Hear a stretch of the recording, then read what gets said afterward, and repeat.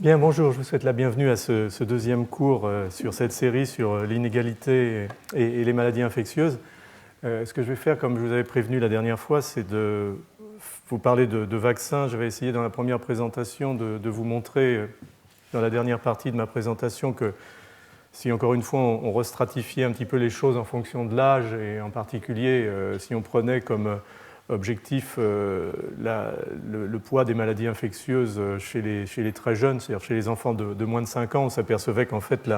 les maladies qui pesaient le plus lourdement sur cette tranche de la population à l'échelle de la planète, c'était les infections entériques et les infections respiratoires aiguës, les diarrhées et les pneumonies.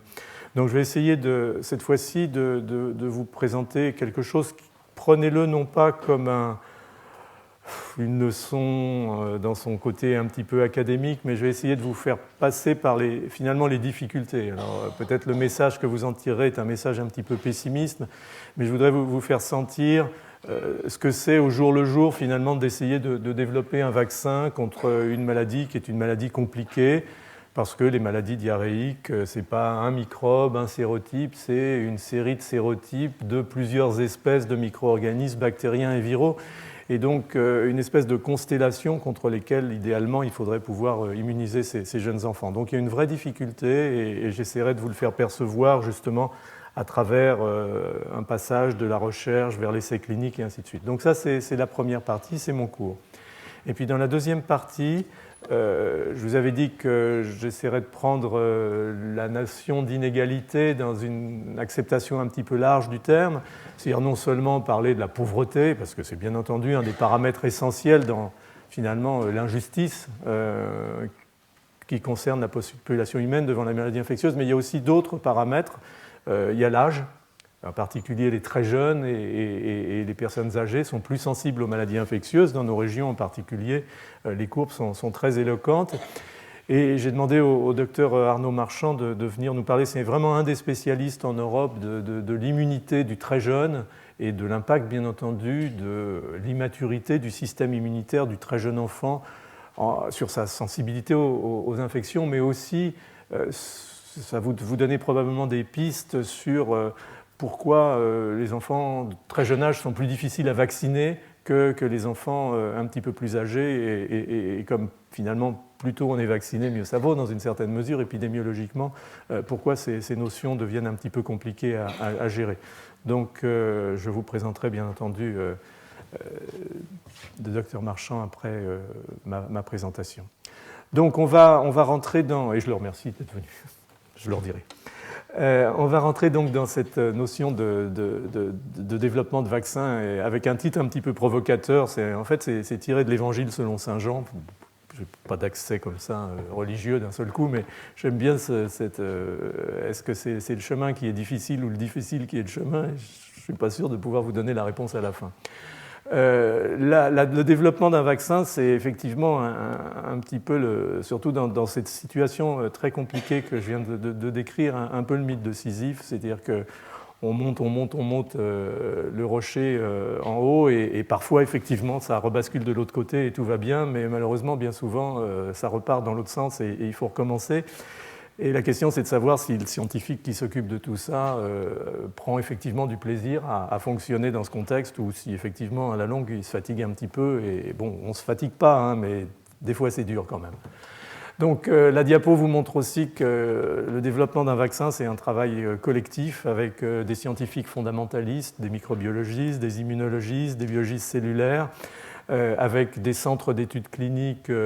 dans nos régions,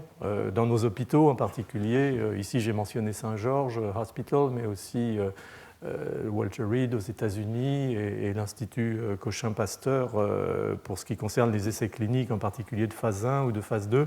Et puis, bien entendu, la nécessité d'avoir un réseau de collaboration internationale avec la possibilité de réaliser des essais cliniques dans des zones où la maladie est endémique, et je voudrais vous faire prendre bien conscience du fait que tester un vaccin sur des populations occidentales, en particulier dans le contexte des maladies entériques, ce n'est pas du tout la même chose que tester le vaccin, même s'il est validé dans les populations occidentales, dans des populations où la maladie est prévalente, et on essaiera de tirer quelques messages de tout ça et d'essayer d'un peu mieux comprendre ces différences. Et puis le dernier point qui est mentionné par cette collaboration ici de Sanofi-Pasteur, c'est pour insister sur le fait que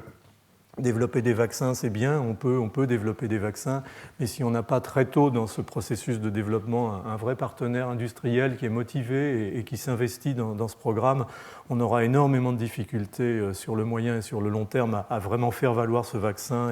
et à l'amener à un niveau de développement. Donc déjà dans cette diapositive, j'ai essayé de vous faire passer un certain nombre de messages qui sont presque des messages d'expérience, d'avoir passé une partie de ma carrière scientifique sur ces projets, en même temps, bien entendu, que les aspects fondamentaux qui s'y rattachent. Donc, je vous remets cette diapositive pour vous dire quand même que je vais vous parler essentiellement des approches de développement des vaccins contre les Escherichia coli entérotoxinogènes. Je reviendrai tout de suite là-dessus et sur Shigella, ainsi que rapidement sur rotavirus. C'est-à-dire des vaccins qui, pour en tout cas ETEC et Shigella, sont des vaccins qui correspondent à des populations qui vivent vraiment dans des zones qui sont particulièrement exposées au risque fécal, au risque infectieux.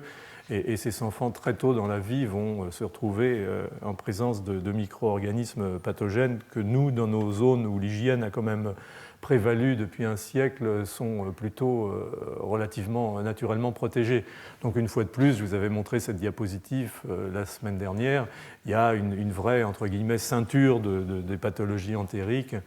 qui recouvre largement l'Afrique subsaharienne et le sous-continent, en particulier le sous-continent indien, et encore la Chine, même si le développement économique rapide va sans doute mettre un terme à un certain nombre de ces maladies, en tout cas dans certaines régions, dans certaines zones urbaines. Donc on est dans ce contexte-là, c'est ça l'environnement caractéristique des enfants qui vont développer des maladies diarrhéiques. Alors je vous avais montré aussi cette diapositive qui a son importance, encore une fois, dans la mesure où la mortalité liée aux pathologies entériques a diminué ces 30 ou 40 dernières années, mais où, comme je vous le disais, largement aussi du fait de l'augmentation des populations, la morbidité s'est maintenue relativement stable. L'incidence des maladies diarrhéiques est à peu près la même qu'on pense aux populations dans les années 1950 ou qu'on prenne les statistiques, disons, des années 90 à 2000.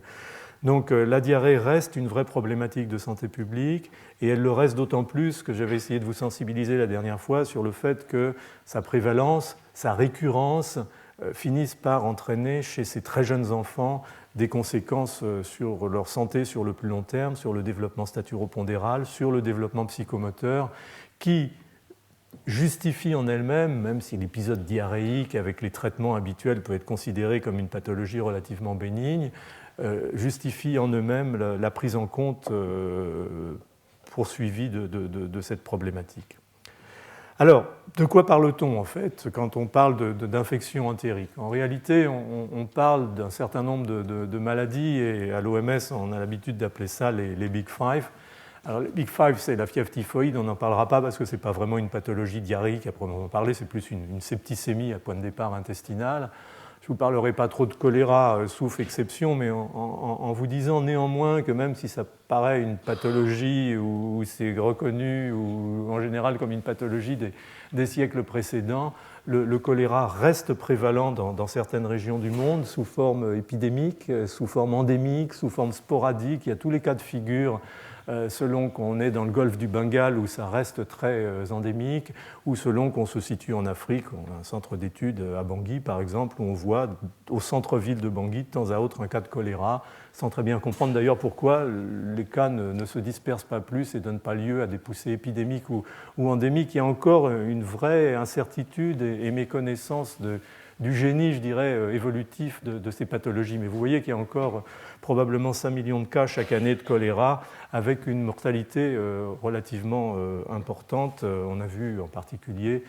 lors de l'épidémie de choléra après le tremblement de terre d'Haïti, dans des conditions de prise en charge médicale qui étaient initialement bonnes et qui se sont très très rapidement dégradées, un taux de mortalité qui était relativement, je dirais, inacceptable dans la mesure où il affleurait les 10%, ce qui, par les temps qui courent, ne devrait plus exister. Alors, quand on fait un petit peu le bilan de tout ça, on se retrouve avec 3 grandes maladies qui sont, je dirais, les 3 grandes cibles actuelles pour un développement de vaccins contre les maladies entériques dans les pays, disons, en voie de développement ou dans les zones les plus pauvres de la planète. On a les Escherichia coli entérotoxinogènes, vous voyez que les chiffres sont astronomiques. Hein. Chaque année, il y a 650 millions de cas, ça défie un petit peu l'entendement. Et là-dedans, il y a des enfants qui en font plusieurs épisodes annuels. Et une mortalité qui est de l'ordre de 300 à 400 000 enfants par an. Bon, ces chiffres, ça finit par presque plus les mesurer tellement c'est considérable. Rotavirus, 130 millions de cas par an, 650 000 décès. Alors, rotavirus, c'est une maladie qui est intéressante dans la mesure où elle a probablement motivé le développement d'un vaccin plus que les autres, si je puis dire, parce que c'est vraiment un virus démocratique, il touche les riches et les pauvres. On en a quasiment avec la même incidence dans les pays occidentaux. Vous connaissez les épisodes annuels de gastro-entérite, c'est souvent lié à un rotavirus, chez les enfants bien entendu, mais même parfois chez l'adulte. Donc ça, c'est le premier point. La grosse différence, c'est que lorsque ces formes sont mortelles, c'est comme d'habitude, malheureusement, dans les pays pauvres que ça survient et pas dans les pays développés médicalement où la prise en charge des épisodes diarrhéiques est faite, bien entendu, plus efficacement. Donc le rotavirus reste une pathologie essentielle dans la cause de pathologies entériques et a justifié des efforts majeurs, en particulier de grands groupes industriels pour le développement de vaccins, on en redira un mot. Et puis Shigella, qui est le micro-organisme qui me tient, je dirais, plus à cœur dans tout ça, où on considère que chaque année, il y a environ 150 millions de cas. Une mortalité qui est dans une période un petit peu brouillée, où on a l'impression, quand on prend les statistiques d'études qui étaient très bien faites, contrôlées dans la littérature, c'est un peu une analyse historique de la situation, que la mortalité était très importante, de l'ordre de 1 million, et on dirais, entre guillemets, traîne ce chiffre maintenant quand on fait des présentations sur l'impact en santé publique de la shigellose. En réalité, les chiffres les plus récents tendraient à montrer qu'il y a une baisse assez rapide de la mortalité, probablement pas plus de 100 à 150 000 décès chaque année, mais tout ça reste à réévaluer à la lumière d'études épidémiologiques récentes, et en particulier cette étude GEMS menée par Mike Levine, dont je vous ai parlé la semaine dernière, financée par la fondation Bill et Melinda Gates, dont on attend vraiment les résultats pour revisiter, si je puis dire, le poids de ces différentes maladies, et en particulier celui de Shigella. Les premiers résultats montrant que Shigella a l'air de garder un peu cette place qu'on lui connaissait jusqu'à présent. Donc on est dans cette situation, et je vous parlerai de développement de vaccins contre ETEC, contre Shigella, et très rapidement contre rotavirus, d'autant plus que Anne-Marie Moulin vous a présenté quelques éléments important dans la réflexion sur ce type de vaccin la semaine dernière. Alors, une chose qui est importante et qui justifie en fait la présence de ces 3 micro-organismes dans le groupe de tête, si je puis dire, des étiologies diarrhéiques, sont des études qui ont été faites et des calculs qui ont été faits sur des données épidémiologiques il y a quelques années par des collègues dans différents pays, et tout ça avait été mis en forme par des analystes à l'Organisation mondiale de la santé. C'est le fait que quand vous regardez la présence des micro-organismes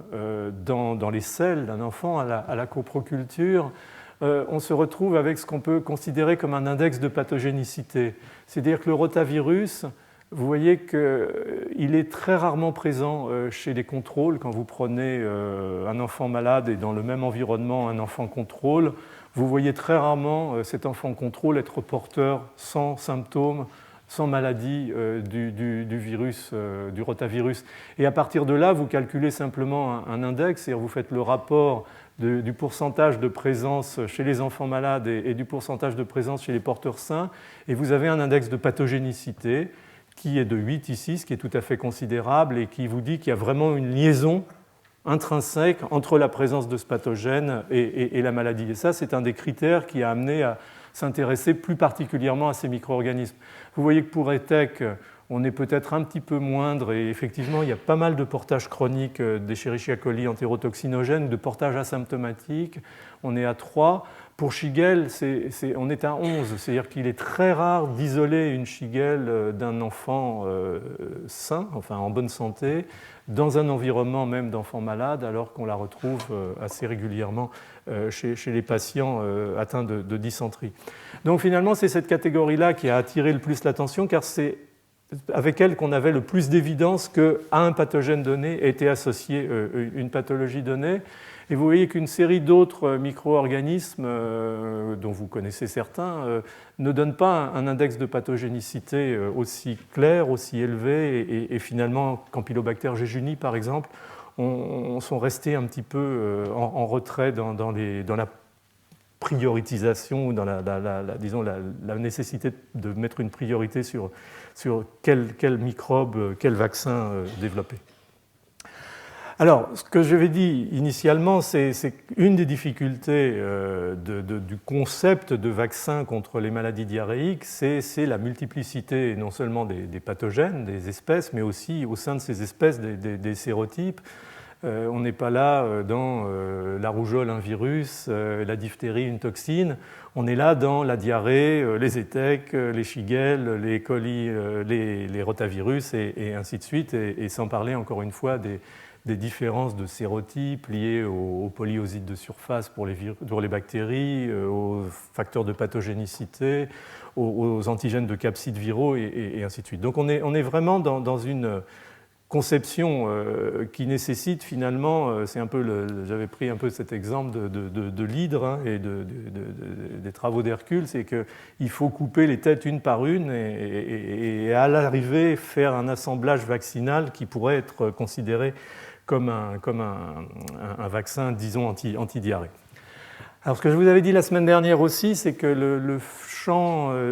comme on est passé un peu, disons, du paradigme de la mortalité lourde des maladies diarrhéiques, plus vers un paradigme de chronicité, de récurrence, un certain nombre, et donc de pathologies au niveau du développement de l'enfant, on a vu émerger récemment dans les études des pathogènes qu'on avait un peu tendance à méconsidérer jusqu'à présent, comme Giardia lamblia, comme ce qu'on appelle les colibacilles entéroagrégatifs, comme je suis désolé, le mot a disparu, mais c'est comme les cryptosporidies, Cryptosporidium parvum. Tout ça, ce sont des nouveaux venus dans le champ dont il va falloir sérieusement réfléchir à la nécessité, sur la base d'études épidémiologiques reproduites dans différentes régions, sur la nécessité de commencer à réfléchir à possiblement un vaccin. Mais encore une fois, quand on voit la difficulté qu'il y a à développer des vaccins contre les trois vedettes, là, les trois stars au haut du classement, on se dit que ça va être difficile d'introduire tout ça dans le pipeline, si je puis dire. Alors, un autre point important sur lequel on reviendra sans doute, je vous avais montré cette courbe la semaine dernière, c'est finalement la prévalence de la maladie diarrhéique, c'est quand même les 2 premières années de la vie, éventuellement élargir à 3, 4, 5 ans, mais c'est ça la cible. Et si on veut vacciner des petits contre ces maladies, on est amené à les vacciner très tôt, d'où des questions qu'on pourra se poser tout à l'heure avec le docteur Marchand. Donc voilà un petit peu le contexte général. Alors, à partir de là, on est au laboratoire et on est il y a 30 ans ou 25 ans et on a commencé les uns et les autres à réfléchir qu'est-ce qu'on pourrait faire pour, de façon rationnelle, développer des vaccins contre ces infections entériques, en particulier, encore une fois, contre les Escherichia coli entérotoxinogènes, avec un parallèle très net avec la vaccination contre le choléra, avec Shigella, bien entendu, et avec un certain nombre de virus comme les rotavirus. Et quand on commence à réfléchir à cet aspect-là des choses, sous cet angle qui commençait à émerger de la physiopathologie, c'est-à-dire de la compréhension du fait que certains de ces micro-organismes, comme les Escherichia coli entérotoxinogènes, étaient pathogènes par leur capacité d'adhérer aux cellules de l'épithélium intestinal, en particulier dans le duodénum et dans le jéjunum, et de produire des toxines, ce qu'on appelle des cytotonines, qui sont des agents pharmacologiques qui vont perturber les pompes d'absorption ou de sécrétion de l'eau et des électrolytes. On commençait à voir éventuellement la possibilité d'effecteurs contre lesquels on pourrait vacciner les gens et qui permettraient de les protéger contre les effets de ces agents anti-infectieux et pas nécessairement du microbe lui-même, si vous voulez, vraiment plus la pathogénicité. Ça a été ça le début de l'approche rationnelle du développement de vaccins. Avec Shigella, pareil, je vous en reparlerai, ces micro-organismes, comme les virus, en fait, sont des bactéries intracellulaires. Donc la façon dont elles causent ces maladies entériques, c'est vraiment de rentrer dans les cellules, de s'y multiplier, de coloniser l'épithélium, de tuer les cellules, de créer de l'inflammation qui elle-même est un phénomène diarrhéogène. Et donc on est d'emblée sous un angle différent dans la façon dont on va éventuellement approcher la conception de ce type de vaccin. Alors ça, c'est l'aspect microbe, c'est le côté microbe en interface avec l'hôte. L'autre aspect qui est très particulier finalement à ces pathogènes, c'est le fait que ce sont des pathogènes muqueux. C'est-à-dire qu'ils ne se développent pas dans les alvéoles d'un poumon et ne détruisent pas la muqueuse pulmonaire. Ils se développent pour l'essentiel, et c'est à ce stade qu'on veut les arrêter, à la surface de l'épithélium intestinal. Donc il va falloir tout de suite prendre en compte du côté de l'hôte, du côté de l'immunologie, les particularités du système immunitaire muqueux, et en particulier le fait que les antigènes sont pris en compte à la surface de l'épithélium par des zones particulières qu'on appelle l'épithélium folliculaire, qui sont riches dans des cellules très spéciales, qui sont des entérocytes dédifférenciés qu'on appelle des cellules M, dont le rôle est de capturer les antigènes de la lumière intestinale, les microbes, les bactéries, les virus, les parasites, de les amener dans ces structures lymphoïdes qui s'appellent des plaques de Peyer, qui sont des agrégats de follicules lymphoïdes dans lesquels vont se faire les premières étapes de la reconnaissance immunitaire, de trafiquer de façon plus profonde vers ce qu'on appelle les ganglions mésentériques. Et dans tout ce contexte-là, va se faire une réponse B, je vous ai déjà parlé de ce genre de choses, et en particulier de la priming et de la mise en place d'une réponse B qui va amener à la production de ce qu'on appelle des immunoglobulines A, des IgA, qui sont particulières à ces surfaces muqueuses, dans la mesure où elles vont se dimériser, où elles vont s'associer à une protéine qui va permettre de les transporter à travers l'épithélium et à les libérer dans la lumière intestinale de façon à assurer cette protection anti-infectieuse. Donc il va y avoir, compte tenu du rôle certain de cette immunité muqueuse et en particulier de ces IgA dans la protection contre les toxines ou contre les bactéries pathogènes, il va y avoir dans la dimension du vaccin qu'on veut développer la nécessité d'alerter au maximum ce qui doit être pris en charge, c'est-à-dire le système immunitaire muqueux. Et c'est pour ça que bien souvent, dans le développement de ces vaccins contre les pathogènes entériques, on s'est immédiatement lancé, les uns et les autres, dans des souches atténuées ou tuées, administrées par voie orale, de façon à ce qu'elles subissent en fait le même cycle que va subir le pathogène, de manière à mettre en place la réponse immunitaire. Donc on est là dans une situation qui fait un petit peu la caractéristique de ces pathogènes et de la façon dont on se défend contre eux. Sachant néanmoins, on en reparlera rapidement, qu'il existe des évidences selon lesquelles une immunisation parentérale avec la production classique d'immunoglobulines de type G peut donner lieu à protection. On le sait dans les infections respiratoires, on le sait partiellement dans les infections intestinales. Ce qu'on sait moins, qu'on comprend moins bien, c'est quel est le devenir de ces IgG, la manière dont elles peuvent éventuellement traverser l'épithélium, leur stabilité dont on sait qu'elle est faible dans la mesure où ces IgG sont dégradés très rapidement par les protéases intestinales, contrairement aux IgA qui sont protégés. Donc il y a tout un tas de paramètres, si vous voulez, auxquels on est confronté et qui ont amené à des approches le plus adaptées possible pour essayer d'optimiser le type de réponse qu'on voulait obtenir dans ces situations.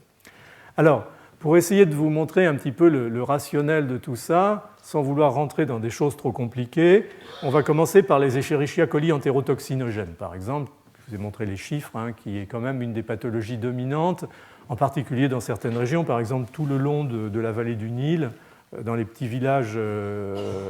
sur les berges, Étec et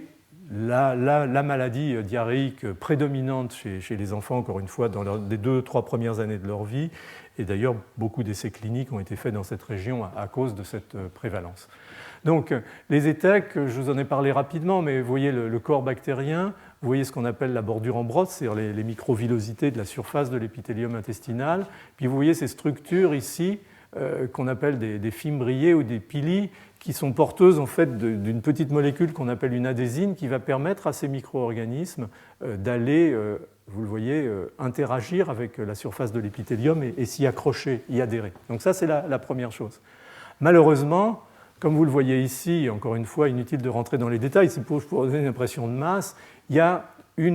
des familles de facteurs d'adhésion, de pili, de fimbriés, qu'on appelle des colonization factor antigens, et il y en a plusieurs, ils sont immunologiquement différents, donc si on veut faire un vaccin, il va falloir qu'il soit adapté aux sérotypes de facteurs de colonisation les plus fréquents, et malheureusement, en fonction de l'endroit où vous vous situez sur la planète, il y en a plusieurs. Donc ça, c'est une des premières difficultés. Deuxièmement, il semble clairement établi qu'il soit difficile d'immuniser contre ces micro-organismes simplement en bloquant la colonisation. Il faut aussi, d'une manière ou d'une autre, essayer de bloquer les toxines, parce que la toxine, une fois qu'elle est libérée par la bactérie, elle a sa propre capacité d'aller elle-même adhérer à l'épithélium intestinal et de causer la diarrhée. Donc il faut une combinaison probablement des deux, de façon à optimiser les choses. Et on a deux toxines qui sont potentiellement produites par ces colibacilles, une toxine qu'on appelle la toxine heat labile, sensible à la chaleur, LT, qui est d'ailleurs très très proche de la toxine du choléra, c'est une cousine de la toxine cholérique, et puis une autre toxine qui s'appelle ST, heat stable, qui est un tout petit peptide, qui en fait est quasiment une molécule pharmacologique, on en redira deux mots. Tout ça en fait est une panoplie de gènes qui sont souvent portés par des plasmides, par des vecteurs extrachromosomiques, et qui ajoutent au génome global de Escherichia coli un certain nombre d'éléments qui lui permettent effectivement d'être pathogènes. Alors juste pour vous montrer un peu plus précisément à quoi correspond cette toxine LT, la toxine LT, elle fait partie d'une famille de toxines qu'on appelle des toxines A1B5, c'est-à-dire qu'il y a 5 sous-unités qui s'associent pour permettre à la toxine d'adhérer, de se fixer à la surface de la cellule. Et puis il y a,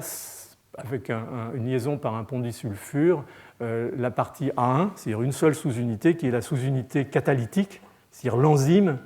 que cette interaction des sous-unités B avec la cellule va permettre d'internaliser dans la cellule. Et cette sous-unité catalytique, en fait, est une adénylate cyclase qui va amener la cellule à produire des quantités massives d'AMP cycliques. Et ces quantités massives d'AMP cycliques vont amener à l'activation d'un certain nombre de protéines kinases qu'on appelle des pKa, mnémotechnique, A pour AMP, et qui vont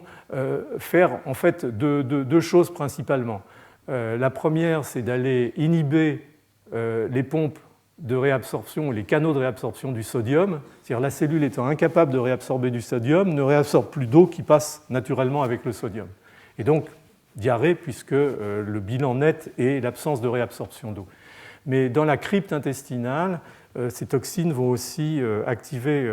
un canal à chlore qui s'appelle CFTR, qui est celui qui est muté d'ailleurs dans la mucoviscidose, et donner lieu là par contre à un efflux massif de chlore qui est suivi bien entendu d'un efflux massif d'eau. Donc il y a à la fois l'arrêt de la réabsorption d'eau et l'activation de la sécrétion d'eau qui va bien entendu donner lieu à ces fuites hydroélectrolytiques massives. Vous savez qu'avec le choléra, on peut voir des gens perdre 20 litres d'eau par jour. C'est une purge qui n'est pas négligeable, hein, et la déshydratation vient vite si ces pertes ne sont pas compensées. Donc on est dans ce type de situation avec ces toxines. Et il est clair que si on peut protéger contre la fixation, c'est plus ce qui est cherché habituellement, c'est-à-dire la sous-unité B de cette toxine, on va permettre d'éviter l'effet entérotoxique de la bactérie. Alors ça, c'était le premier point, et il y a eu tout un travail de développement de toxoïdes en particulier, ou de sous-unités B isolées associées à des vaccins candidats ETEC. Alors il y a un problème plus compliqué, pour montrer que les choses sont souvent très difficiles à plusieurs niveaux. La toxine ST, elle est importante dans ces maladies-là parce que, en fait, si on prend les coefficients ou les index de pathogénicité dont je vous ai parlé, le plus souvent, les souches qui sont vraiment pathogènes, ce sont les souches qui produisent la toxine ST, et en particulier la variante humaine, c'est-à-dire celle qu'on retrouve le plus souvent dans les souches d'origine humaine, parce que ces colis entérotoxinogènes, on en trouve aussi dans le bétail, chez les bœufs, chez les porcs, et ainsi de suite. Donc ça, c'est le premier point, c'est qu'il faut la prendre en considération si on veut mettre en place une immunité antitoxine. Mais le problème, c'est que ces toxines sont des tout petits peptides de l'ordre de 20 acides aminés qui sont très peu immunogènes. Ça, c'est un premier point. Et puis le deuxième point, c'est qu'en fait, ces toxines ST sont en fait des équivalents d'une molécule, d'un médiateur, d'un neuromédiateur intestinal qui s'appelle la guaniline. Et donc, si on met cette molécule, on risque d'avoir des effets secondaires liés à l'activation du récepteur et aux cascades de signalisation qui s'ensuivent. Donc, il y a tout un travail à l'heure actuelle. J'en dirai deux mots éventuellement à la fin parce que ça fait partie d'un gros projet européen que je pilote à l'heure actuelle, d'essayer à la fois d'améliorer l'antigénicité de cette protéine en la couplant avec ce qu'on appelle des carriers, c'est-à-dire des plus grosses molécules protéiques qui permettent de la présenter mieux au système immunitaire, et puis en même temps en détruisant son activité enzymatique une fois liée à son récepteur, sinon on risque d'avoir quelques ennuis sur le plan pharmacologique et ce type de vaccin sera de toute façon pas considéré par les agences de régulation. Donc on a vous voyez, des vraies difficultés qui sont parfois intrinsèques à un antigène qu'on pourrait tout de même ou qu'on doit tout de même considérer comme majeur dans la mise en place du cahier des charges de la protection. Alors, j'ai un petit peu anticipé déjà sur les choses pour vous dire qu'au fil des années, en particulier grâce à des études de deux groupes collaborateurs qui sont le groupe d'Anne-Marie Svennerholm à Göteborg en Suède et l'ICDDRB qui est l'Institut de recherche sur les maladies diarrhéiques à Dhaka au Bangladesh. Les études chez des patients infectés ont permis de faire émerger un certain nombre d'éléments dans la compréhension de la réponse anti-infectieuse à ETEC et de là à justifier un certain nombre d'approches de développement de candidats vaccinaux. Et ce que ces équipes ont montré effectivement au fil des années, c'est que l'immunisation ou l'immunité dirigée contre ces facteurs d'adhésion, ces fimbriers que je vous ai montrés qui permettent l'adhésion des bactéries aux cellules, joue un rôle indiscutable dans la protection, mais qu'il faut aussi lui associer, ce que je disais déjà auparavant, une immunité antitoxine, que ce soit LT qui est relativement facile à réaliser ou que ce soit ST dont je vous ai souligné les difficultés. Donc toutes ces études au fil des années ont vraiment validé la nécessité de trouver des candidats vaccins qui permettaient de mettre en avant ce type d'antigène pour amener à une immunité protectrice. Alors il y a eu une très très belle étude dans les années 80, 1989 en fait, qui a été menée par Jan Holmgren,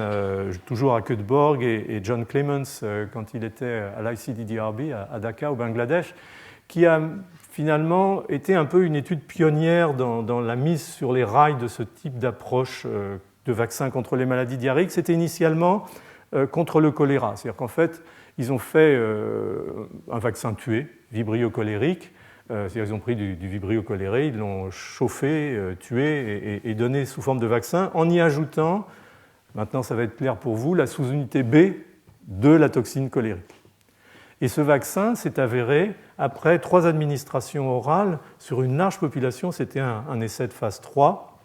je l'ai qualifié d'historique, protégé à un niveau de 67%, c'est-à-dire quelque chose de tout à fait considérable à cette époque, et qui a vraiment lancé le concept qu'on pouvait vacciner contre les maladies entériques, puisque une maladie aussi importante que le choléra, on pouvait obtenir quasiment 70% de protection dans les 3 premières années suivant les 3 administrations de la souche. Et cet effet s'est confirmé de façon plus ou moins importante dans d'autres populations, en particulier sur des occidentaux voyageant dans des pays où, à l'époque, le choléra restait une maladie relativement endémique. Donc ça, c'était une première chose. Et puis le deuxième point, ça a été de voir que on avait aussi une protection contre les Escherichia coli entérotoxinogènes, probablement grâce à la présence de la sous-unité B qui est partagée entre la toxine LT, DTEC et la toxine, la choléra-toxine. Excusez-moi, je ne sais pas ce qui se passe. On va remettre ça à jour. Voilà. Donc, des données initialement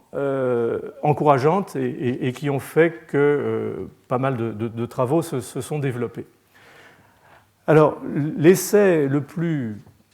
disons, marquant dans toute cette affaire, dans les suites de ces éléments très, très prometteurs qui avaient été portés par l'essai Holmgren-Clements, ça a été vraiment de dessiner, ça a été le travail de Anne-Marie Svannerholm encore, un vrai vaccin ETEC, disons, bona fide. Et donc ce qu'ils ont fait, c'est de prendre finalement des souches d'Escherichia coli exprimant au niveau le plus élevé possible une gamme de facteurs de colonisation qui couvrait assez largement, disons, l'endémicité dans les régions d'intérêt, en particulier au Bangladesh à ce moment-là, d'y rajouter les sous-unités B de la choléra-toxine, ça aurait pu être la sous-unité B de la toxine LT, c'était pareil puisqu'elles sont très très proches l'une de l'autre, et de faire un certain nombre d'essais cliniques, en particulier chez des voyageurs dans les régions d'Amérique du Sud où ETEC reste encore relativement prévalent. Avec des résultats à la fois intéressants sur le plan de l'immunogénicité, contre les facteurs de colonisation, contre la toxine, et puis un essai clinique qui montrait une certaine efficacité, même si elle n'était pas exceptionnelle, contre vraiment la maladie diarrhéique. Donc nantis de ces éléments, et c'est vrai que c'est souvent difficile, avec les industriels, on a toujours ces étapes de ce qu'on appelle le go et le no-go, on a suffisamment d'arguments pour considérer qu'on continue, ou suffisamment d'arguments pour dire bon, c'est pas mal, mais c'est pas suffisant, et on arrête. Et c'est vrai que toutes ces études sont tellement porteuses de travaux, d'équipes dans nos régions, dans les régions où les essais cliniques sont faits, que c'est un petit peu difficile parfois de les arrêter. Donc l'étude a continué sous forme d'un essai clinique contrôlé, randomisé en Égypte. Je vous ai parlé de la prévalence de ces ETEC en Égypte. C'est le docteur Abou Lazayed et Steve Severino du Walter Reed qui ont fait ça. Et en fait, l'étude a montré que ce vaccin n'avait absolument aucune efficacité chez les enfants, encore une fois, cette population de nourrissons, disons en gros les enfants de moins de 2 ans. Donc ça a été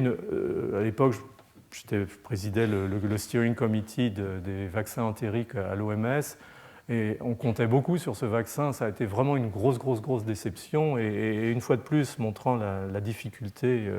qu'il y a à développer ce type de vaccin. Alors, les échecs, on peut apprendre des échecs, bien entendu, par une banalité, mais c'est quand même une réalité, et ça va poser des questions, effectivement, sur le système immunitaire du nourrisson, certaines particularités, son environnement, et un certain nombre de questions ont été posées qui sont en train d'être prises en compte à l'heure actuelle dans des études cliniques, mais vous voyez à quel point ça va étendre les échéances. La première qui est l'alimentation au sein, et je pense que ça on en reparlera éventuellement. L'alimentation au sein, c'est bien entendu la meilleure protection contre les maladies diarrhéiques, et du coup c'est la meilleure protection contre les vaccins oraux contre les maladies diarrhéiques. C'est-à-dire qu'il y a la possibilité que dans le lait il y ait des anticorps, puisque la mère a déjà eu l'expérience de ces infections par ETEC, des anticorps qui vont en fait empêcher la souche vaccinale de prendre, comme on dit, et donc empêcher son immunogénicité, ce qui fait que l'enfant ne va pas être protégé, sauf dans la durée de l'alimentation lactée, bien entendu. Alors ça, c'est un problème qui paraît évident, mais qui est très compliqué, parce que tout le travail des centres de soins primaires dans les pays qui sont à haute endémicité d'ETEC et de maladies diarrhéiques en général, on a parlé de l'Égypte, de la vallée du Nil, on a parlé du Bangladesh, sont des régions où la pédagogie vis-à-vis des mamans a été « faut alimenter vos enfants au sein ». Alors maintenant, comment on va leur expliquer que c'est peut-être à cause de l'alimentation au sein qu'on ne peut pas faire prendre le vaccin. Donc ça rentre dans des confusions dans les signaux qu'on envoie aux populations qui sont vraiment difficiles. Ce qui fait qu'actuellement, au Bangladesh, il y a une vraie étude contrôlée qui est mise en place sur, par exemple, l'arrêt de l'alimentation au sein pendant une semaine avant l'administration du vaccin, de manière à voir si effectivement ça facilite la prise, et puis on reprend l'alimentation au sein tout de suite après. Mais vous voyez que ce n'est pas facile à manier en termes de santé publique. Les déficiences nutritionnelles, souvent dans ces régions très pauvres, les enfants ont des déficits nutritionnels, en particulier en vitamine A, en zinc. Il n'est pas impossible que ces déficits nutritionnels aient aussi un rôle dans la faible immunogénicité, dans la difficulté de ces vaccins à prendre et à avoir un véritable effet protecteur. Et puis, on revient toujours à ce que j'ai essayé de vous introduire la semaine dernière, c'est-à-dire cette notion d'entéropathie chronique tropicale, mais pas nécessairement tropicale d'ailleurs, d'entéropathie chronique chez les enfants liée à des infections chroniques, des infections récipientes, récurrentes au niveau intestinal, bactériennes, virales, parasitaires, et donc cette notion que leur intestin a à la fois des altérations fonctionnelles et éventuellement une augmentation permanente de la réponse immunitaire, en particulier innée, qui fait que les souches vaccinales vont finalement glisser sans véritablement être prises en compte parce qu'il n'y a pas les récepteurs, parce qu'il n'y a pas la capacité immunologique d'y répondre. Donc on fait émerger finalement de ces échecs vaccinaux un certain nombre d'hypothèses qui sont en train d'être testées, mais clairement ça rend l'approche vaccin, vivant, tué, administré par voie orale un petit peu compliquée à l'heure actuelle. Alors les chercheurs, vous savez, ont toujours le moral, ils continuent.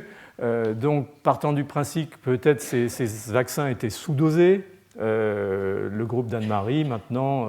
a réussi à exprimer à des niveaux de 3 à 20 fois supérieurs les facteurs d'adhésion, ces fameux CF. Le toxoïde en particulier ont été changés, il y a un nouveau mutant,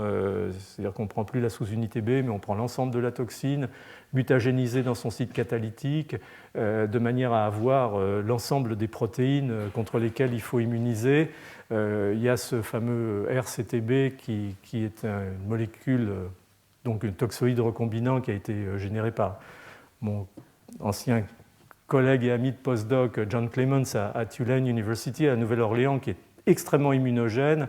et qui non seulement est immunogène, mais en plus est un excellent adjuvant. Donc on commence à avoir un certain nombre d'éléments qui, sur la base des échecs, finalement permettent de progresser. Mais là, il va falloir repartir sur un essai clinique. Il y a un essai clinique de phase 1-2 qui est en cours ou qui vient d'être terminé à Göteborg, et il va falloir passer maintenant à une phase 3 qui se fera probablement au Bangladesh, sans savoir, encore une fois, si on va se retrouver dans la situation de l'essai égyptien ou si, une bonne fois pour toutes, on va avancer dans la vaccination contre les ETEC. Donc vous voyez, je vous disais tout à l'heure,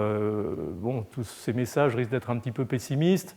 Ils sont à la fois pessimistes sur les résultats immédiats de ces approches, ils sont optimistes sur le fait que, grâce aussi à ces échecs, on découvre des éléments qui forment finalement ce qu'on appelle le contexte de la vaccinologie et plus simplement du vaccin,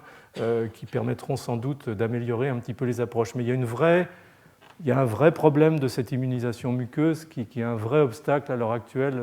pour convaincre les industriels de sa pertinence, et ça, je suis relativement bien placé pour le savoir. Shigella. Alors, Shigella, je vous en ai parlé aussi rapidement, c'est une pathologie inflammatoire de l'intestin du côlon chez les jeunes enfants qui font en fait une rectocolite inflammatoire aiguë qui est liée au fait que le microbe, la bactérie Shigella, va envahir l'épithélium intestinal et causer cette inflammation. Donc, c'est plus ETEC qui vit à la surface des cellules, c'est vraiment une invasion cellulaire. Alors, le problème de Shigella, c'est qu'encore une fois, on a ce qu'on appelle des sous-groupes ou des sérotypes après, parce qu'au sein des sous-groupes, il y a des sérotypes. On a Shigella flexneri, Shigella sonei, Shigella dysenteriae, Shigella boydii. Tout ça, ça fait de la diversité antigénique et de la difficulté à générer le concept d'un vaccin unique contre la shigellose. Alors juste pour vous montrer une belle image récente, mais qui quelque part, je trouve, est intéressante parce qu'elle cible bien là où la vraie réponse immunitaire doit s'effectuer. C'est un travail qui a été fait dans mon labo par deux postdocs, une postdoc américaine, Hélène Arena, et une étudiante, en fait pas une postdoc, une étudiante allemande qui s'appelle Katrina Neutolfer. En fait, elles ont pris des explants de tissus coliques humains.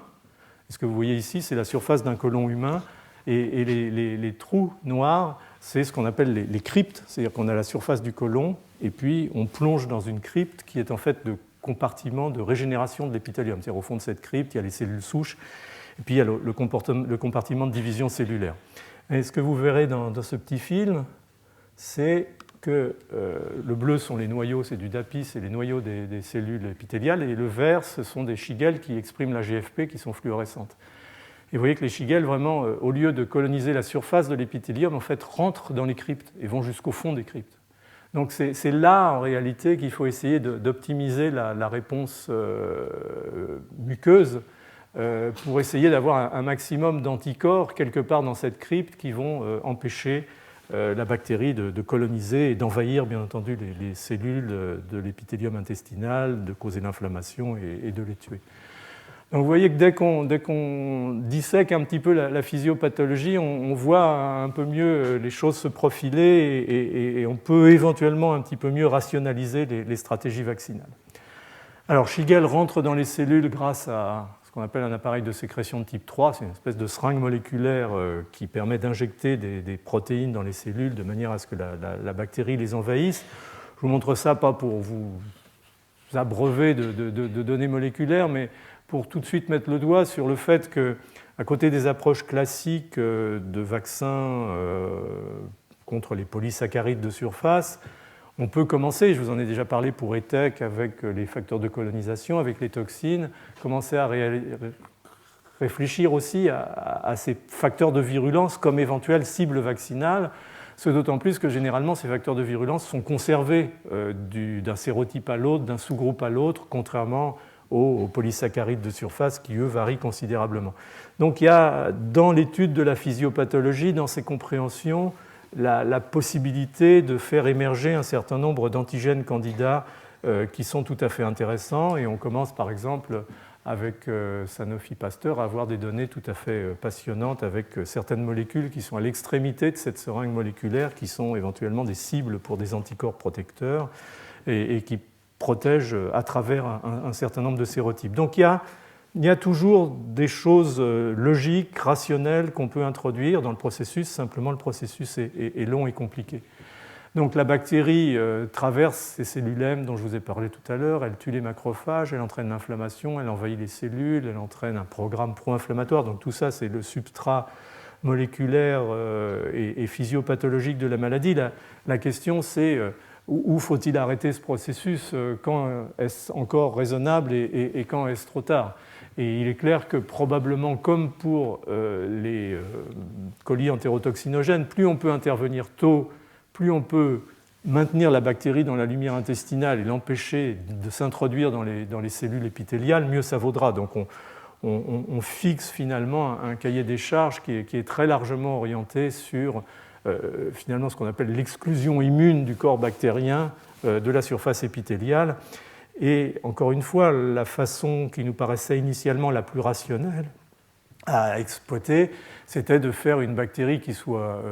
diminuée dans sa pathogénicité, qui suive une partie de ce cycle infectieux mais sans le mener jusqu'au bout et qui puisse induire une réponse immunitaire sans pour autant induire des dégâts inflammatoires à l'épithélium. Une espèce de balance intelligente d'atténuation mais de maintien d'une capacité de colonisation, ce qui n'est pas, comme vous pouvez l'imaginer, très facile. Et c'est d'autant plus difficile qu'on a cette notion de sérotype, c'est-à-dire que des expériences très simples menées par mon ex-patron de postdoc aux États-Unis, Samuel Formol, qui était vraiment un des pionniers dans cette notion de possibilité de développer des vaccins contre les maladies entériques, avait montré très bien que lorsqu'on, en fait, sur un singe, puisque les grands primates sont sensibles à la shigellose, si un singe était infecté par le sérotype Shigella flexneri 2A, par exemple, il était malade, et si on le challengeait 3 mois plus tard avec la même souche, il était protégé. Parfois pas très bien, mais généralement il l'était. Par contre, si on le challengeait avec un autre sérotype, Shigella sonei, il faisait la maladie. Donc cette notion que le sérotype était un élément dominant du processus tel que l'hôte voyait ces micro-organismes. Donc, finalement, quand on regarde le sérum d'un singe ou d'un humain qui a été infecté par Shigella, on voit effectivement deux types d'antigènes qui sont reconnus. On voit ce qu'on appelle les chaînes O du lipopolysaccharide, c'est-à-dire des sous-unités répétitives de sucre qui peuvent faire des chaînes extrêmement longues et qui sont reconnues par les anticorps du sérum dans ce Western blot. Et puis un certain nombre de protéines qui appartiennent en fait à l'appareil de sécrétion de type 3 ou à ses effecteurs, en particulier cette protéine IPA-B et IPA-D dont je vous ai déjà parlé. Donc on a des éléments, on a des points de réflexion, mais encore faut-il les mettre en partition, si je puis dire. Alors ces antigènes O, je vous le montre là parce que c'est quelque chose qui est classique dans beaucoup de bactéries à gram négatif, que en fait, la protection soit liée à ces sérotypes de lipopolysaccharides. Ça se retrouve aussi chez les salmonelles, par exemple. En fait, la partie externe de la membrane externe des grammes négatifs, il y a un lipida qui permet l'ancrage dans la membrane, puis il y a un corps de sucre avec des sucres à 8, 7 et 6 carbone, et puis il y a ces fameux antigénaux qui sont des sous-unités répétitives, avec chez Shigella, par exemple, 3 rhamnoses et puis un N-acétylglucosamine. Donc ça, c'est un peu l'ossature, c'est le backbone, comme on l'appelle. Et puis là-dessus, par des enzymes qui sont codées par le génome, par des bactériophages inclus dans le génome, on a un coup une glycosylation, un coup une acétylation, ce qui fait que la nature, dans sa nécessité de coévolution et finalement probablement de faire émerger des clones résistants à une réponse immunitaire qui s'était installée, a généré une diversité d'antigènes O par des combinatoires d'acétylation, de glycosylation sur ce backbone de rhamnose et acétylglucosamine qui, au fond, nous pourrissent la vie en tant que vaccinologue, puisqu'il faudrait pouvoir vacciner contre tout ça, même si tous ne sont pas représentés au même niveau. Donc vous voyez un peu la difficulté qui s'est posée aux concepteurs du vaccin contre le pneumocoque. On n'a rien ici de très, très original. Donc ça, c'est le premier point, mais ce qui rend les choses quand même un petit peu difficiles, c'est que si on regarde les données épidémiologiques, sur la planète, on a beaucoup de ces sérotypes représentés de façon significative. Donc si on veut faire un cahier des charges, il va falloir quand même en prendre un nombre relativement important dans la prise en compte des candidats vaccinaux. Alors il y a une chose qui est très intéressante, malgré tout, dans le génie évolutif de ces épidémies de Shigella, c'est que au fur et à mesure que se manifeste l'émergence économique, on voit certains sérotypes se développer de façon, ou apparaître, ou être les plus prévalents. C'est-à-dire, vous voyez ici, le gris, ce sont les pays industrialisés, et vous voyez que dans les pays industrialisés, il y a quasiment un seul sérotype qui est Shigella sonei. Et d'ailleurs, quand on voit, par exemple, c'est le cas en ce moment au Vietnam, en Indonésie, quand on voit la prévalence de Shigella flexneri s'effondrer et l'apparition de Shigella sonei, c'est que ça y est, la transition économique est faite. C'est des marqueurs de développement qui sont ce qu'ils sont. Moi, j'ai ma vision microbiologique des choses. Il y en a d'autres qui prennent des paramètres compliqués, le PIB, les trucs comme ça, mais là, c'est vraiment évident. Et on ne sait pas pourquoi. On pense que dans un des marqueurs de pauvreté et d'absence de tout à l'égout, de système d'hygiène, c'est une très très grande prévalence d'une espèce bactérienne qui s'appelle Plesiomonas shigelloides, dont le lipopolysaccharide, le sérotype est identique à celui de Shigella sonei. Ce qui fait que les gens sont naturellement, par leur contact avec ces eaux contaminées, protégés contre Shigella sonei parce qu'ils sont immunisés par Plesiomonas shigelloides. Et probablement dès que le pays émerge économiquement, tout à l'égout, finalement les individus sont plus en contact avec ce type de souche et deviennent naïfs à Shigella sonei qui prend le dessus sur l'ensemble. Mais c'est une hypothèse qui a certains éléments pour la soutenir, mais bon, en tout cas, ça peut nous simplifier la vie dans la mesure où certaines régions du monde qui émergent économiquement, en particulier surtout en Asie, pourraient ne plus nécessiter qu'un seul vaccin, c'est-à-dire un vaccin anti-Shigella sonei. Donc on en est un peu là de nos ans. Alors, pour vous simplifier un peu les choses et vous dire rapidement ce qui a été fait, on s'est fixé un peu les uns et les autres, ça a été des conférences à l'OMS et autres, un cahier des charges avec 5 sérotypes à prendre en compte, Shigella flexneri, 2A, 3A, 6, parce que c'est les plus fréquents, les plus méchants, en particulier 2A, Shigella sonei, bien entendu, Shigella dysenterie 1. Et l'idée est de faire finalement, d'additionner 5 vaccins candidats en un seul package qui sont dirigés contre ces 5 sérotypes. Alors là, l'imagination des scientifiques n'a plus de limite. On a eu des quantités d'approches possibles, proposées par les uns, par les autres. Vous imaginez bien que tout ça, c'est impossible à gérer sur le plan des essais cliniques. Ça fait bien trop de vaccins candidats. Des vaccins vivants atténués rationnellement, administrés par voie orale, en particulier générés chez nous, à l'Institut Pasteur, à Baltimore, au Walter Reed, souvent d'ailleurs en collaboration les uns avec les autres. Des fractions purifiées, administrées par voie parentérale, des polyosides, en particulier des vaccins conjugués, on en redira un mot, mais il y a d'autres approches, en particulier une approche qu'on prend maintenant dans notre laboratoire depuis quelques années avec Armelle Falipon et une chercheuse qui est vraiment Laurence Mullard, qui est une spécialiste de la synthèse des sucres, c'est-à-dire qu'on resynthétise les sucres de manière à avoir des molécules extrêmement standardisées en qualité, en longueur, en densité de greffage sur les toxoïdes, et puis des tas d'autres approches qui ont été plus ou moins perdues en cours de route, mais beaucoup d'activités, en particulier dans les années 1990 et début des années 2000. Alors, je voudrais juste vous montrer un petit peu sur un exemple, là aussi les difficultés du vaccin vivant atténué, qui pourtant est l'approche idéale dans la mesure où c'est, une fois que les choses sont mises en place, relativement facile à préparer, c'est facile à administrer, il suffit de donner une dose par la bouche. Donc il y a quand même des éléments en faveur, le coût étant effectivement un élément important. Puis il y avait des évidences dans les années 60, en particulier un chercheur yougoslave qui s'appelait Mel, avait fait des expériences de vaccination par voie orale avec des souches atténuées de Shigelle qui étaient des mutants streptomycine dépendants, qui réversaient d'ailleurs de temps en temps, enfin bon, et avait montré qu'on pouvait protéger les enfants. Donc il y avait un certain nombre d'éléments initialement pour penser que ces approches étaient tout à fait justifiées. Alors, on a généré, nous, par exemple, dans notre laboratoire, une souche de Shigella flexneri 2A qui a 2 mutations principales, une dans un gène qui l'empêche de bouger dans les cellules et de coloniser les épithéliums, une autre qui l'empêche de capturer le fer, et donc la met un petit peu en carence nutritionnelle dans l'environnement intestinal. Et on a repris le même schéma pour développer un certain nombre d'autres souches de façon à arriver à ce cahier des charges, à cette panoplie de 5 souches éventuelles. Alors, un des problèmes, une des difficultés, c'est les essais cliniques de ces vaccins vivants atténués,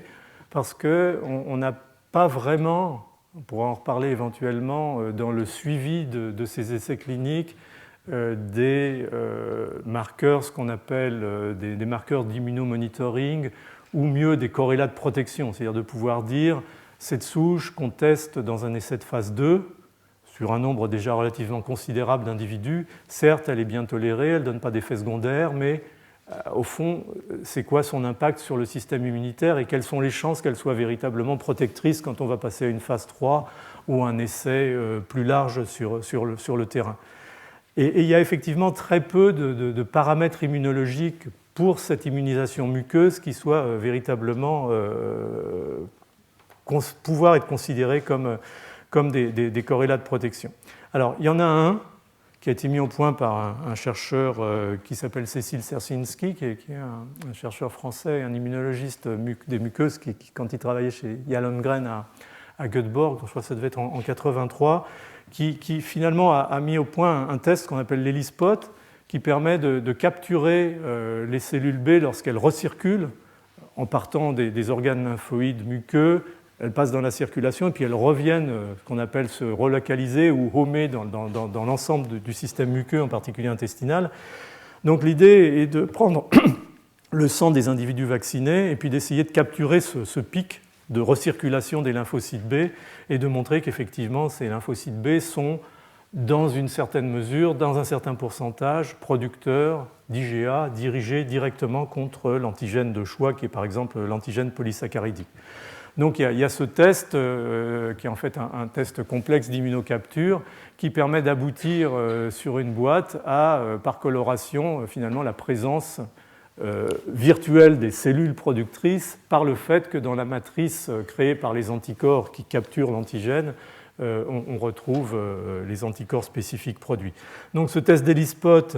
est en fait un des rares tests qu'on peut utiliser pour essayer de valider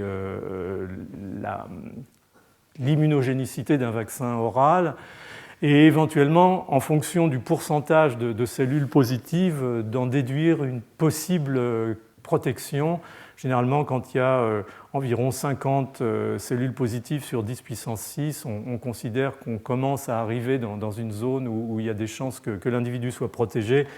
Les corrélations pour Shigella sont relativement raisonnables. Mais c'est un test qui est difficile à standardiser, surtout quand c'est un essai multicentrique. C'est un test qui est soumis très précisément au pic, c'est-à-dire que généralement les cellules recirculent vers le 9e, 10e jour. Si vous mettez un jour avant, vous voyez quasiment rien. Si vous mettez un jour après, vous voyez quasiment rien. Et vous pouvez faussement conclure que le vaccin n'est pas immunogène. Donc il y a des vraies difficultés qui ne sont encore pas gérées et sur lesquelles on essaye de travailler les uns et les autres actuellement. Alors juste en 2 diapos pour vous montrer finalement les joies et les déceptions de ce type d'approche de vaccins vivants atténués. En 98-99, avec mes collègues du Walter Reed, qui est l'Institut de recherche des armées aux États-Unis, on a fait une phase 1, puis une phase 2 de ce vaccin SC602, Shigella flexneri 2A dont je vous ai parlé, qui a permis de fixer exactement la dose bien tolérée, de l'ordre de 10 puissance 3, 1000 micro-organismes, avec une zone de sécurité importante par rapport à la survenue éventuellement d'effets secondaires, parce que ces souches sont vivantes, elles peuvent quand même donner lieu à quelques effets secondaires. Et on a challengé un certain nombre de ces personnes qui avaient été vaccinées, qui étaient des jeunes recrues de l'armée américaine en pleine santé, 3 mois plus tard, et on a vu qu'ils étaient effectivement totalement protégés contre ce challenge par une souche de même sérotype, c'est-à-dire une souche de Shigella flexneri 2A. Donc sur une population de jeunes individus occidentaux en bonne santé, on avait l'évidence d'un degré de tolérance tout à fait correct de la souche et d'une capacité de protection contre la dysenterie en fait de 100%. Je peux vous dire, ce jour-là, on était joyeux quand on a cassé les codes et qu'on a commencé à voir les résultats. Donc avec ça, on est parti au Bangladesh, avec cette fameuse souche SC602. Et au début des années 2000, un essai clinique a été réalisé de façon graduelle, c'est-à-dire d'abord chez des adultes et des enfants d'âge scolaire, et puis ensuite il y a eu l'autorisation, la clearance éthique pour le faire chez des enfants de moins de 3 ans, c'est-à-dire de 1 à 3 ans. Et le résultat de cette étude a été extrêmement décevante, puisque, en gros, qu'on s'adresse à la population adulte, aux enfants ou aux nourrissons, on a vu certes que la souche était très bien tolérée, ça, on pouvait même monter à des doses supérieures à ce que pouvaient tolérer les jeunes soldats aux États-Unis, mais on a vu aussi que la colonisation était très faible et l'immunogénicité était très faible, et au fond, même avec une souche vivante, on s'est retrouvé dans ce contexte de zone hyper-endémique, parce que la région de MATLAB, c'est vraiment une région hyper-endémique pour la shigellose au Bangladesh et sur l'ensemble de la planète en général. On se retrouvait à avoir à faire face à ce même problématique de difficulté et de différence, au fond, d'immunogénicité et de capacité de protection d'un vaccin quand il est testé chez des individus sains et en bonne santé et dans des régions occidentales, et des petits dans des régions endémiques dont on maîtrise finalement mal l'exposition permanente de leur intestin à des agents infectieux. Donc un vrai problème qui, je me permets de le dire, pose le problème global de l'immunisation orale par ce type de vaccin à cause de cette incertitude qui apparaît chez les enfants de ces populations. Alors, qu'est-ce qu'on peut dire à partir de tout ça ? On a un certain nombre de questions. Il y a la problématique du besoin de corrélat de protection qui rend ces vaccins difficiles. Il y a la problématique du vaccin vivant donné par exemple en Afrique chez des enfants VIH+. Est-ce que le vaccin va être moins bien toléré, donner lieu à des complications du fait du déficit immunitaire? La qualité de l'immunité muqueuse induite. La qualité de la réponse immunitaire, alors bon, on a listé, hein, comme les gens l'ont fait pour ETEC, atténuation excessive, l'alimentation au sein, infection ultra précoce. Ces enfants sont soumis très très tôt dans la vie à des pathogènes entériques, des infections concomitantes, en particulier les helminths, qui changent complètement le type de réponse immunitaire de type Th1 qui est nécessaire pour ces pathogènes intracellulaires, vers le type Th2 qui est plutôt des IgE, des anticorps dont on n'a vraiment pas grand-chose à faire dans la protection contre ces pathogènes bactériens. Cette fameuse entéropathie pédiatrique dont je vous ai parlé la semaine dernière qui rend l'intestin probablement peu réceptif. Donc il y a une vraie notion qui émerge à l'heure actuelle d'une difficulté de protéger les enfants par voie orale, sauf prise en compte sur la base d'un certain nombre d'hypothèses, d'un certain nombre de situations où on pourrait essentiellement changer le profil du vaccin, améliorer son antigénicité, essayer de traiter les enfants au préalable pour, par exemple, les déparasiter. On sait qu'il y a des études qui ont été faites au Pérou, par exemple, par George Griffin il y a quelques années, quand simplement l'administration de toxoïdes LT, dont je vous ai parlé déjà, si les enfants étaient déparasités avant de recevoir ce toxoïde LT par voie orale, les taux de réponse augmentaient d'un facteur de 50% environ. Donc il y a une succession d'éléments qui sont néanmoins difficiles à prendre en compte si on veut être dans une situation de vaccin où, idéalement, on leur donne une dose par voie orale et on s'en va, ils sont protégés. Donc on est là dans des complexités qui font que peu à peu, on garde éventuellement ce type de vaccin pour des situations de crise où on pourrait très très rapidement les distribuer dans, par exemple, un camp de réfugiés où on se retrouve avec des centaines de milliers de personnes et une épidémie de choléra ou de dysenterie. Ça, c'est facile d'envisager, mais pour la vaccination plus globale, on est en train d'explorer ou de réexplorer de plus en plus l'approche parentérale, ce d'autant qu'un essai clinique il y a quelques années maintenant, dans les années 90, qui avait été mené par mon collègue et ami Danny Cohen, qui à l'époque était médecin dans l'armée israélienne, avait montré qu'on pouvait obtenir par un vaccin conjugué, c'est-à-dire le polysaccharide détoxifié de Shigel et couplé à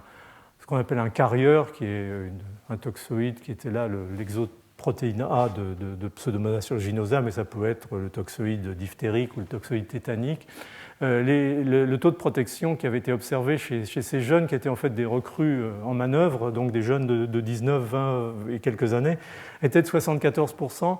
Mais à l'époque, on s'était dit, bon, c'est bien, mais c'est peut-être parce que ça agit en rappel, étant donné que ces jeunes ont pu être éventuellement exposés antérieurement à Shigella. Il n'y avait pas eu d'études initiales pour voir véritablement les taux d'anticorps dans la mesure où cette épidémie était tombée comme ça de façon inattendue. Donc tout de même des éléments pour penser que cette approche pouvait éventuellement fonctionner et un vrai travail qui a commencé à se développer pour essayer de mettre en place quelque chose. Alors, l'étude portant sur les enfants, elle a été réalisée maintenant il y a 5 ans par Dani et Chaim Ashkenazi. Ça a été une étude multicentrique sur plusieurs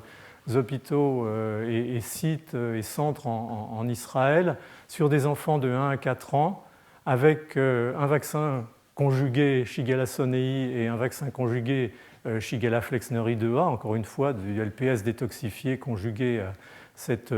toxoïde recombinant. Donc ça a été publié dans Vaccine en 2010. Et ce qui a été montré, c'est qu'effectivement, il y avait une réponse anticorps, en particulier IgG, au polysaccharide vaccinal,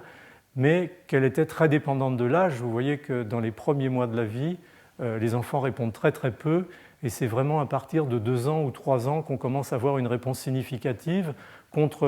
l'antigène homologue, et même chose quand on prend l'antigène Shigella flexneri 2A. Vous voyez qu'il y a une dépendance de l'âge qui est très très significative. Et lorsque l'essai clinique a été réalisé, maintenant vraiment cette phase 3 qui était extrêmement solide sur le plan méthodologique, pour faire une longue histoire courte, Il n'y a pas eu véritablement d'efficacité démontrée contre Shigella flexneri 2A parce que c'est une période de transition où cette souche était en train de disparaître en Israël et où Shigella sonei devenait vraiment la souche dominante. Par contre, la bonne nouvelle est que le conjugué Shigella sonei contre Shigella sonei a montré quasiment 71% de protection, mais ce qu'on pouvait presque attendre chez les 3 à 4 ans, par contre, aucune protection, 0% chez les nourrissons de moins de 3 ans. Donc une bonne et une mauvaise nouvelle en même temps. Une mauvaise nouvelle parce qu'encore une fois, on n'arrive pas à immuniser correctement dans cette situation avec ce type de vaccin dans la population qui est la population vraiment cible dans les 2 premières années de la vie. Une bonne nouvelle pour les immunologistes parce que ça veut dire qu'il y a encore du pain sur la planche, si je puis dire, pour essayer de comprendre et d'améliorer l'immunogénicité de ces vaccins chez les très très jeunes enfants. Et ça devient vraiment une problématique majeure. Donc je vais essayer de finalement terminer ce cours un petit peu rapidement parce que je voudrais vraiment laisser la place à ces aspects, disons, fondamentaux sur l'immunité du jeune. Ce que je voulais vous dire simplement, c'est que cette notion de vaccin oral marchant relativement bien dans les populations, disons, occidentales, dans les essais cliniques, et puis maintenant la mise en place sur le marché du vaccin rotavirus en Amérique du Sud, au Canada, en Finlande, a montré qu'effectivement on quasiment éradiquait l'infection à rotavirus de la population. En France, le Haut Comité de santé publique a émis un avis relativement réservé sur ce vaccin, en disant que le niveau sanitaire de la France permettait de traiter les maladies diarrhéiques et de ne pas éventuellement avoir un recours au vaccin, d'autant qu'il restait cette ombre au tableau que vous a mentionné Anne-Marie Moulin la semaine dernière, qui avait été qu'un des premiers vaccins, le Rotashield de chez Wyatt Lederle, avait donné des cas d'invagination intestinale aiguë au-dessus du bruit de fond naturel de la maladie, et bien entendu ça avait immédiatement arrêté ce vaccin. Ces vaccins-là sont des vaccins différents qui apparemment ne donnent pas d'invagination intestinale aiguë, mais bon, il y a eu un avis émis relativement prudent, et la France n'a pas été le seul d'ailleurs. Vous voyez sur la carte qu'il n'y a pas encore énormément de pays qui ont mis en place la vaccination systématique contre le rotavirus. Mais la seule chose que je voulais vous dire, c'est que simplement on retrouve cette même dichotomie presque entre l'efficacité protectrice sur les populations dans les régions industrialisées et l'efficacité protectrice dans les populations de pays très défavorisés. Ça, par exemple, je crois que c'est l'essai clinique au Malawi, ou si on compare avec les États-Unis ou le Canada, on est à 85% de protection, en tout cas au moins pour les formes graves.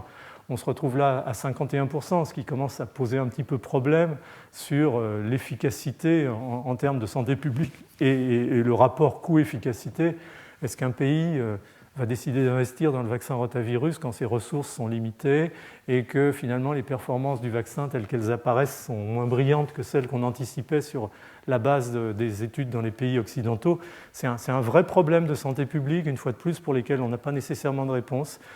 Ça nécessite à un moment ou à un autre des choix, et là je ne suis pas là nécessairement pour vous dire ce qu'il faut faire, parce que je ne sais pas moi-même souvent ce qu'il faut faire, mais pour vous donner un peu les éléments de la réflexion et la façon dont ces choix se mettent en place.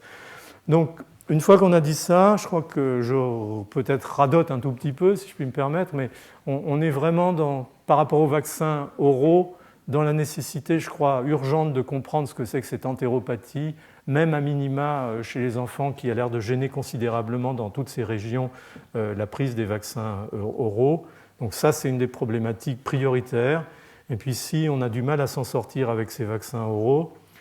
quels qu'ils soient, il y a le deuxième problème qui est le problème de l'immunogénicité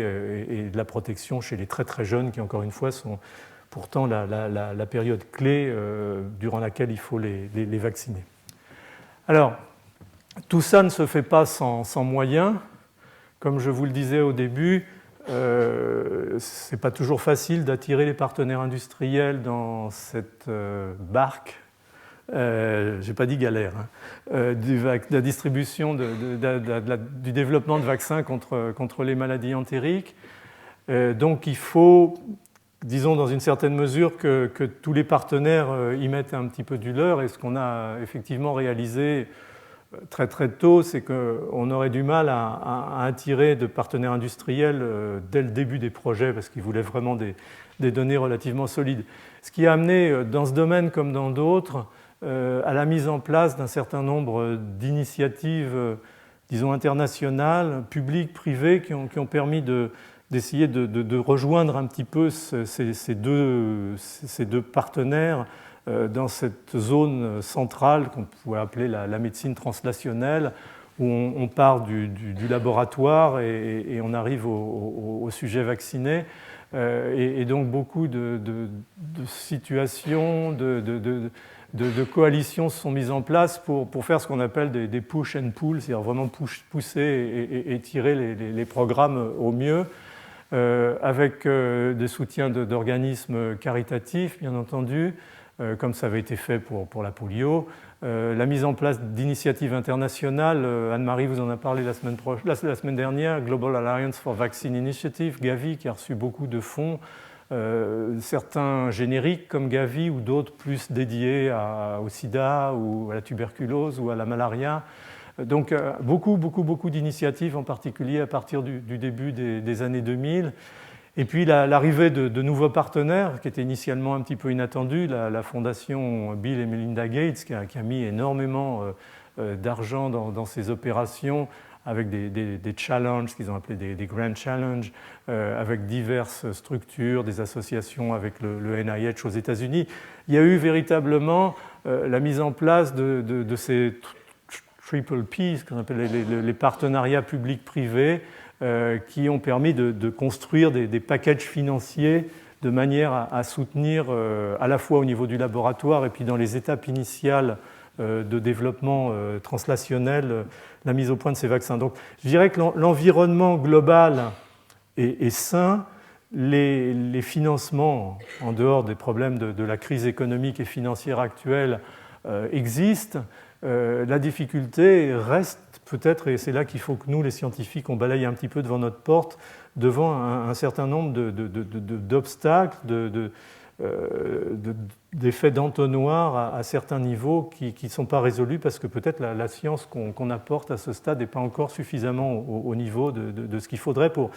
pour avoir une vraie approche rationnelle. Alors, j'avais mis sur la diapo précédente, là je vais faire un petit peu de pub quand même, et l'Europe, point d'interrogation, parce qu'effectivement l'Europe était restée relativement discrète jusqu'à présent dans ces systèmes de financement. Donc en 2009, l'Union européenne, c'était dans le cadre du 7e programme, a lancé un appel d'offres sur le développement de vaccins contre les maladies négligées. Je vous ai parlé des maladies négligées la semaine dernière, avec un vrai ciblage sur les pathologies entériques. Et on a mis en place une coalition, avec d'ailleurs l'aide de Nadia Kelev, qui est ici dans l'assistance, de plusieurs pays européens et puis de partenaires au Bangladesh, au Ghana, pour essayer de développer un nouveau partenariat et peut-être un nouveau paradigme de vaccination contre les Escherichia coli et contre Shigella, de manière à essayer de casser cette difficulté du vaccination orale et de passer de façon vraiment délibérée à une vaccination parentérale, non seulement parentérale, mais à une vaccination qui permet de passer à travers les sérotypes en identifiant des antigènes qui soient vraiment conservés entre toutes ces souches. Alors c'est un vrai challenge, mais on s'est dit que de toute façon, il y a des moments en science, il faut peut-être on va échouer, c'est une possibilité, mais il y a des moments, si on n'est pas un peu ambitieux et si on n'essaye pas de passer la vitesse au-dessus, on tourne véritablement en rond. Donc là, il y a un vrai challenge qu'on a mis en place qui a plu à l'Union européenne. On a reçu 12 millions d'euros pour développer ça sur 5 ans. Et donc on a une quinzaine de partenaires, encore une fois, en France, en Belgique, en Italie, en Suède, au Royaume-Uni. On a aussi des partenaires d'élite, bien entendu, en région d'endémie, l'ICDDRB à Dhaka, au Bangladesh, et l'Institut Noguchi au Ghana. On a des forces avec vraiment beaucoup d'expertise dans le domaine et puis ce partenariat nord-sud très très fort. On a 2 compagnies pharmaceutiques, justement le bloc a permis d'attirer Novartis et Sanofi Pasteur, ce qui fait qu'on a vraiment ce contact direct au stade précoce de développement qu'on voulait essayer de réaliser, et puis une capacité aussi de formation importante pour des jeunes. La vaccinologie, je vous en ai déjà parlé éventuellement dans des années précédentes. Je pense que c'est vraiment une science au sens strict du terme qui mérite d'être mieux vue et considérée par les jeunes chercheurs parce qu'elle a ce côté multidisciplinaire qui va de la microbiologie à l'immunologie, à l'épidémiologie, à la santé publique, qui a quelque chose de quand même relativement attirant et puis en plus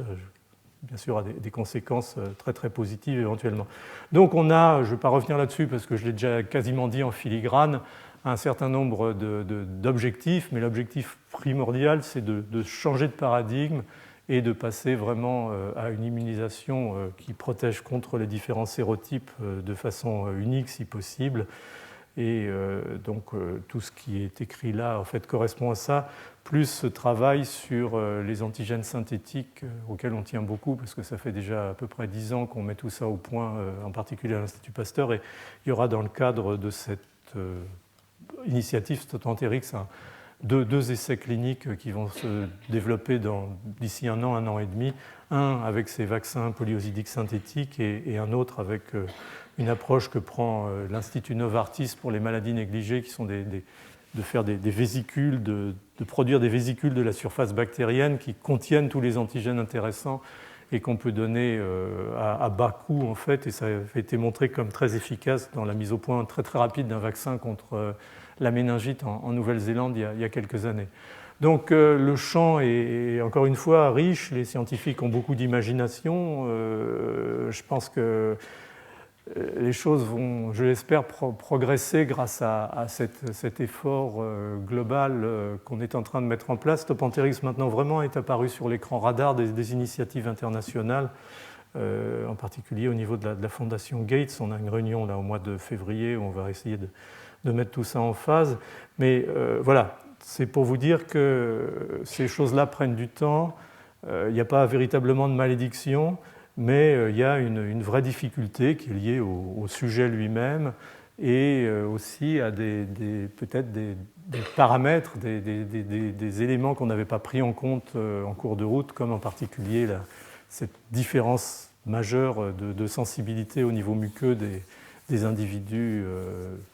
candidats vaccinés dans les pays industrialisés et dans les régions d'endémie. Donc j'espère que mon message n'aura pas été trop négatif.